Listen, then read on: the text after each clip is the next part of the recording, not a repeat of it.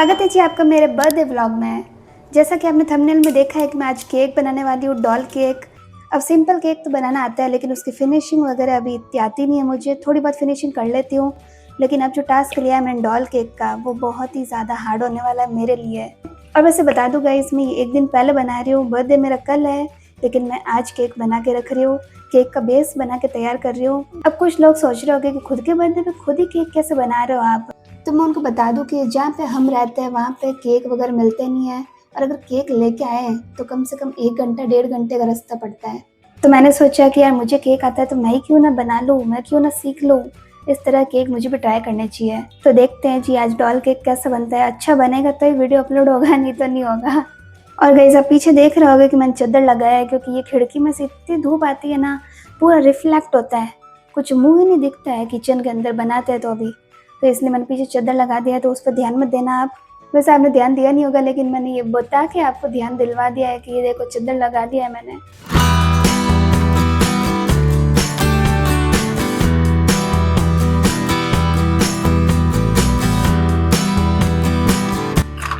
ये देखिए जी इतने सारे चम्मच मेरे पास, मेजरिंग स्पून, लेकिन अब इसको भी धोती हूँ। अब मैं डाल रही हूँ इसमें विनेगर। ये हाफ टेबल स्पून है, हाफ टेबल स्पून विनेगर डाल रही हूँ क्योंकि मैंने दूध ज़्यादा लिया है।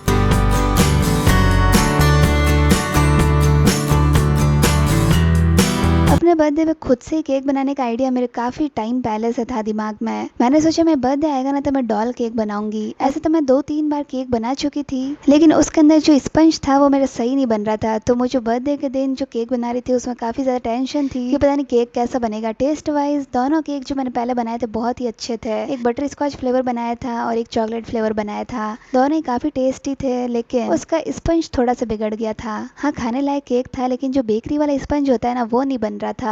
तो मैं जो ये केक बना रही थी उसमें थोड़ी बहुत मुझे नर्वसनेस थी। ये केक मैं एक दिन पहले बना रही थी अपने बर्थडे पे, क्योंकि मुझे पता था कि बर्थडे के दिन तो ये बना नहीं पाऊंगी मैं, क्योंकि केक अभी मैं नया नया सीख रही हूँ बनाना, तो काफी ज्यादा टाइम लगता है। वैसे मैं आपको बता दूं कि इस केक को बनाने में मुझे पूरा 8 घंटे लग गए। अगर आप में से कोई बेकर होगा तो वो शौक मत हो जाना कि 8 घंटे कैसे लग गए केक बनने में। मैं आपको एक्सप्लेन करती हूँ पूरा कि 8 घंटे मुझे कैसे लगे। 2 बजे से मतलब मैं केक की प्रिपरेशन करनी स्टार्ट हो गई थी। तो प्रिपरेशन करना, बर्तन वगैरह पहले मैं सब धोती हूँ, उसके बाद में यूज करती हूँ। काफी बार तो मैंने वीडियोस देखे कि केक के अंदर क्या ऐसा मेरी कमी रह रही है स्पंज में जो मैं भूल रही हूँ। काफी ज्यादा सोचा, लेकिन कोई कमी दिखी ही नहीं थी, क्योंकि सारे के सारे स्टेप्स मैं फॉलो कर ही रही थी जो जो वीडियोस में बता रहे थे। देन मैंने केक टिन को सेट किया कि बाटी कुकर में आएगा या नहीं आएगा। अब जो मैं स्पंज बना रही हूँ ना, इसके इंग्रेडिएंट्स तो मैं साइड में लिख दूंगी, क्योंकि इस टाइम मेरे घर पे मम्मी के फ्रेंड आ गए थे और इतनी आवाजें आ रही थी ना कि मैं रिकॉर्ड ही नहीं कर पाई। तो मैंने सोचा वॉइस ओवर कर दूंगी। तो जो मैंने साइड में इंग्रेडिएंट्स लिखे ना वो स्पंज बनाने में यूज किया है। फिर मैंने स्पंज का बैटर बना के उसको पूरा 30 मिनट तक बेक किया, और क्या अच्छे से बेक हुआ है यार। देखिए इतना अच्छे से तो कोई भी स्पंज मेरा आज तक बेक नहीं हुआ है। और आपको मैं बताऊं कि क्या गलती हो रही थी मेरे पहले स्पंज बनाने में। गलती कुछ भी नहीं थी मेरी, सिर्फ बेकिंग पाउडर की कमी थी। गलती ओनली बेकिंग पाउडर की थी। आपकी दीदी में कोई कमी नहीं थी। आपकी दीदी ने जो भी स्टेप फॉलो किए थे वो बराबर फॉलो किए थे, नाप तोल के सब चीजें ली थी। सिर्फ कमी थी तो बेकिंग पाउडर में। बेकिंग पाउडर की जो एक्टिवेशन पावर थी ना वो कम हो गई थी, तो इस वजह से सॉफ्टनेस आ ही नहीं पा रही थी स्पंज में। लेकिन ये जो मैंने बेकिंग पाउडर डाला ना अभी स्पंज में, वो एकदम नया के नया डाला,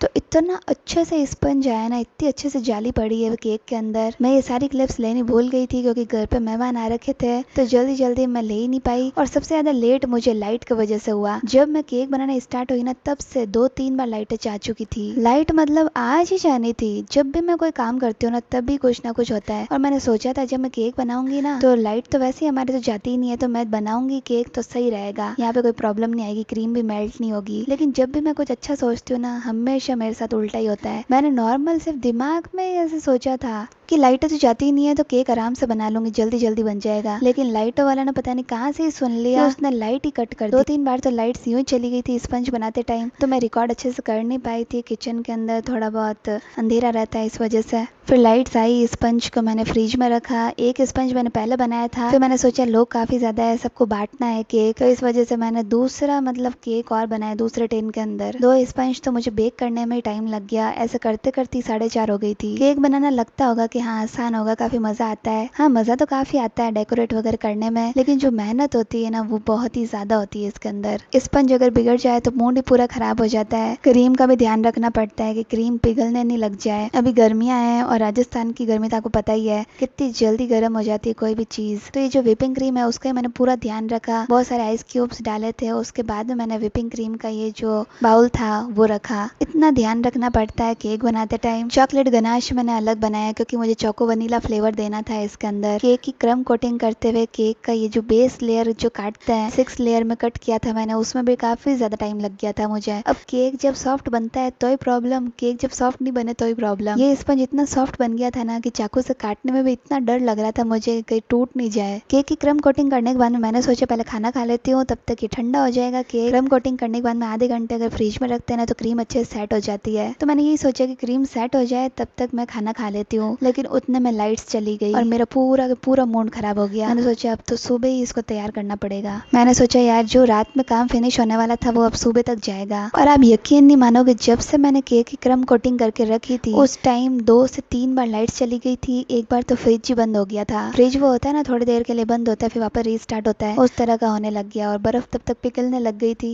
मुझे टेंशन थी कि पानी नहीं गिरना लग जाए केक के ऊपर। मतलब कोई भी काम मेरा आसानी से संपन्न नहीं हो सकता है। इतना सा केक बनाना है उसमें भी मुझे इतना स्ट्रगल करना पड़ रहा है। इसके बाद तो मैंने रिकॉर्ड किया ही नहीं था क्योंकि लाइट्स चली गई थी। आपको बार बार वीडियो में यही सुनने को मिलेगा कि लाइट्स चली गई थी, क्योंकि मेरे बर्थडे वाले दिन भी लाइट्स चली गई थी। जब सुबह मैं उठी तब से लेके जब मैं तैयार हुई तब तक लाइट्स गई हुई थी। फिर क्या, मैंने रिकॉर्ड किया ही नहीं जब मैंने केक को सजाया था। और केक का फाइनल लुक आप डायरेक्ट देख लीजिए।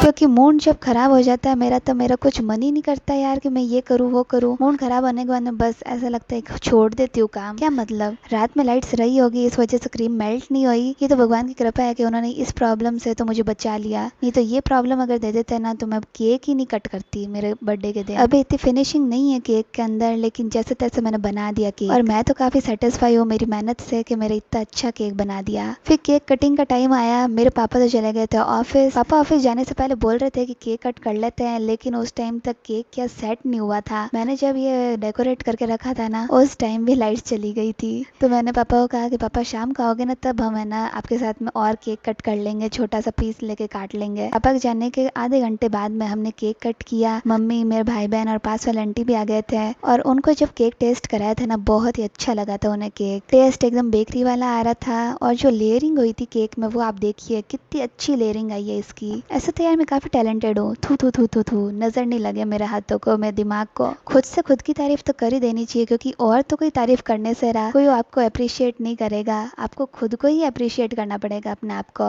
ये इतनी सी क्लिप्स थी केक कट करने की। उसके बाद में मैं कहीं घूमने चली गई थी, वहाँ की आप छोटी छोटी सी क्लिप्स देख लीजिए।